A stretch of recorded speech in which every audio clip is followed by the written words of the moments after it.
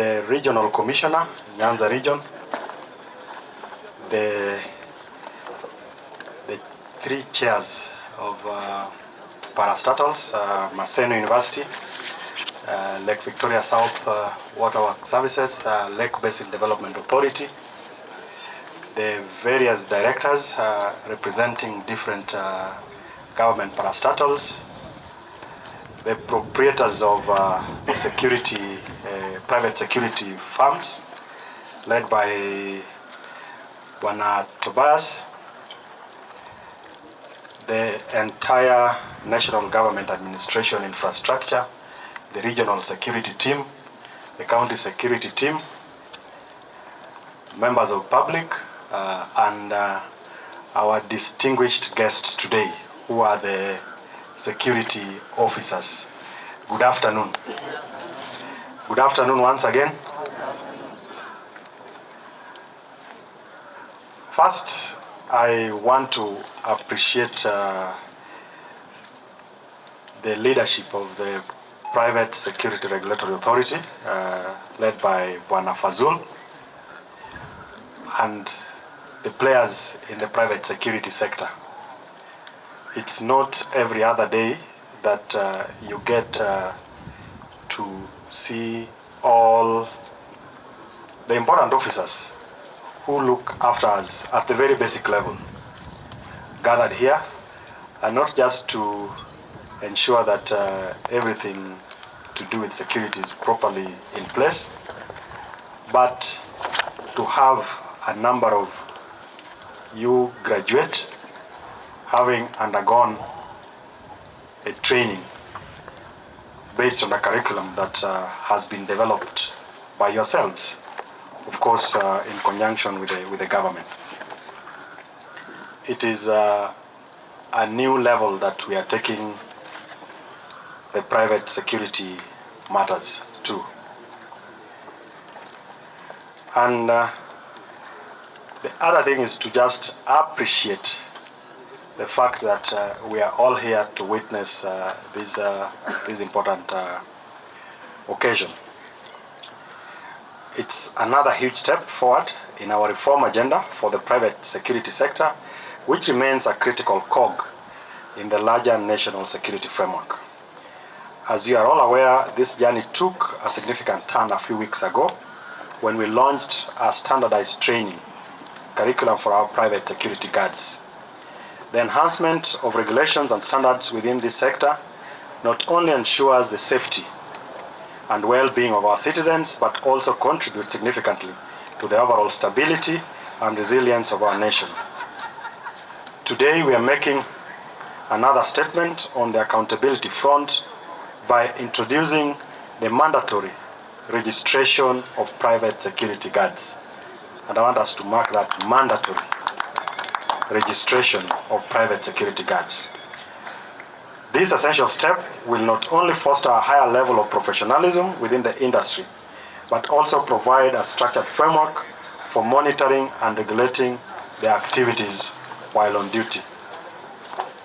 And we all witnessed, as you swore, the oath that was read to you by the leadership of the ACK Church.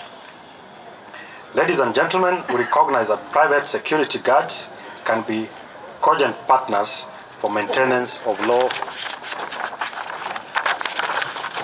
and order. That is why we have come out strongly to prescribe this move to better track, evaluate, and elevate the quality of their services within our communities. We have initiated the process of issuing security force numbers to private security officers who have successfully completed training in accordance with the private security training curriculum.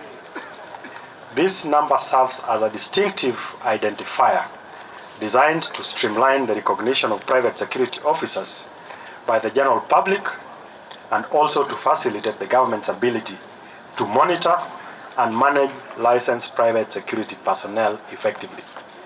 So that going forward, even for the public, it becomes very clear to identify who a private security guard is, just like we do with our police officers. However, ladies and gentlemen, this alone is not sufficient to drive the desired outcomes and transformation within this industry. We must delve deeper into the core issues to truly bring about meaningful change. Yet again, this is why we are keen on ensuring an appropriate training environment that will guarantee that our private security officers receive the necessary skills, knowledge, and ethical understanding required to navigate even the most complex situations. Today, we have endorsed C&M Private Security Training Institute in Kisumu as the first accredited private security training institution in the region. It not only meets the growing demand for well-trained professionals, but also raises the bar by ensuring that the highest level of professionalism, competence, and integrity in the private security sector. We expect private security training institutions to meet the national training standards and international best practices in order to generate skilled labor not just for the Kenyan market, but also for the global market. And as the administration of the Honorable William Ruto is keen on addressing the challenges around unemployment and underemployment. And this private security sector is going to provide the necessary human resources that is needed to address the challenge on unemployment. And what we expect after we've undergone all this training is that we will not only be addressing the local demands, but we will also be able to address the international demands and the market that exists.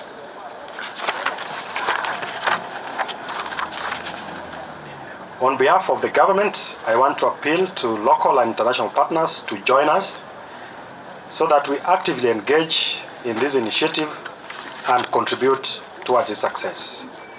We invite willing investors to come on board through the establishment of modern training facilities which can help us truly fortify the foundation of our private security sector and bolster its capabilities. Ladies and gentlemen, we have already seen the potential that lies in this sector. The industry currently employs close to 1 million Kenyans and has a recorded annual revenue of 100 billion Kenya shillings. And this just highlights how critical a driver the sector is for our economy in terms of job creation and also contribution to the GDP growth.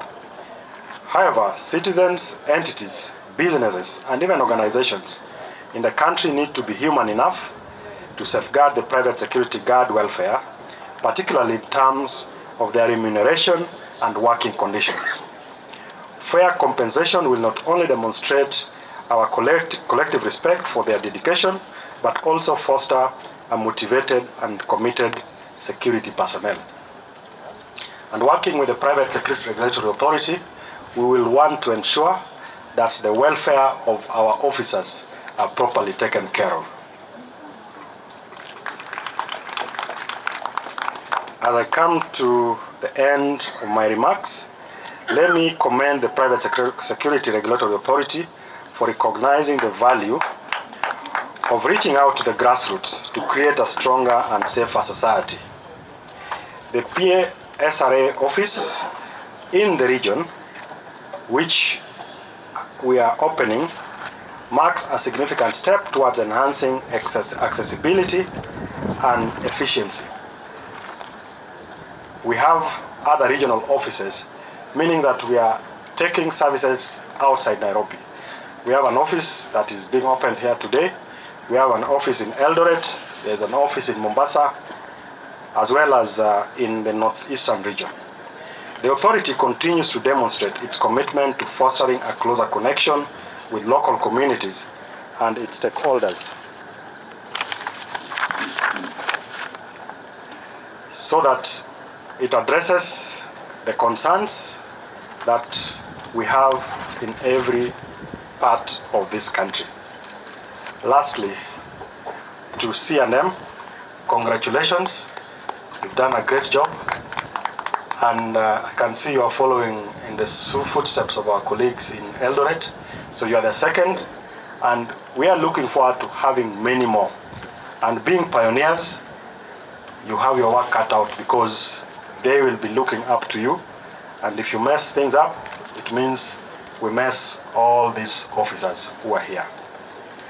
Later on, we'll be also formally commissioning your training institute, and we look forward to having many more of our young men and ladies go through the training curriculum and become productive members of the society. With those few remarks, ladies and gentlemen, I thank you and I wish all of you well.